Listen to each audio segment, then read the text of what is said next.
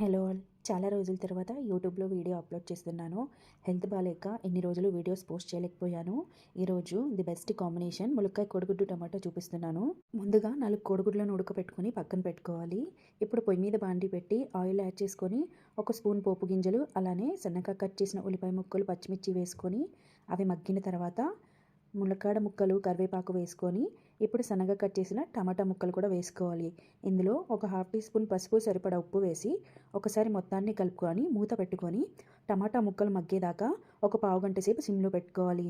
ఇప్పుడు కోడిగుడ్లకు ఘాట్లు పెట్టుకొని ఆ టమాటా ముక్కల్లో వేసి సరిపడా కారం యాడ్ చేసుకొని ఒకసారి గరిటెతో మొత్తాన్ని కలుపుకొని పొయ్యి సిమ్లో పెట్టి మూత పెట్టుకొని కారం మగ్గేదాకా ఒక 5 నిమిషాలు మగ్గించుకోవాలి.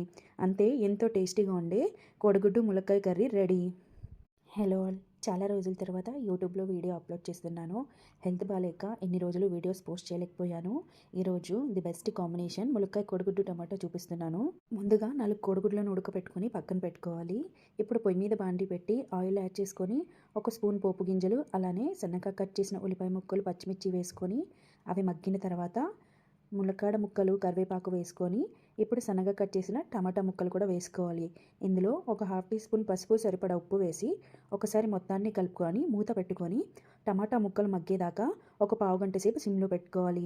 ఇప్పుడు కోడిగుడ్లకు ఘాట్లు పెట్టుకొని ఆ టమాటా ముక్కల్లో వేసి సరిపడా కారం యాడ్ చేసుకొని ఒకసారి గరిటెతో మొత్తాన్ని కలుపుకొని పొయ్యి సిమ్లో పెట్టి మూత పెట్టుకొని కారం మగ్గేదాకా ఒక 5 నిమిషాలు మగ్గించుకోవాలి.